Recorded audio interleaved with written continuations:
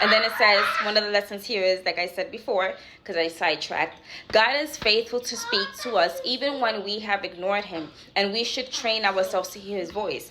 Now, you know that saying where people's like, because it's happened to me a lot when I was younger too, when I would hear my name being called, and then I'll go to mom and I'll be like, yeah, and she's like, I'm not calling you.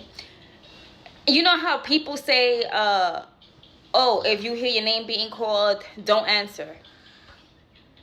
I know y'all gonna try to like beat me up in the comments and shit, but it clearly says the Bible clearly said, Eli clearly told Samuel, if you hear your name being called again, you have to respond with, what was it again? Hold on, I'm sorry.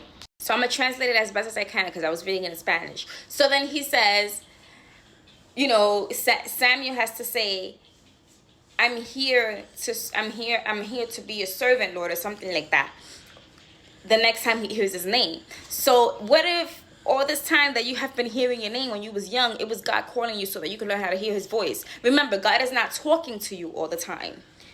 And even in that chapter too, God wasn't really speaking to his servants all the time. So it was very rare when somebody heard God's voice. So what if that voice that your ancestors, like your grandma, your grandpa, told you not to listen to, was actually God calling you? I'm just saying. How many times haven't you heard your name being called and you don't answer, or you do answer and you're told that nobody like in your environment called you? What if it was God? And because you have been trained to not say anything, you don't answer. When all this time is God training you to hear his voice, and all you had to say is, I am here to serve you, Lord, or I don't know how you translate it in English, but yeah.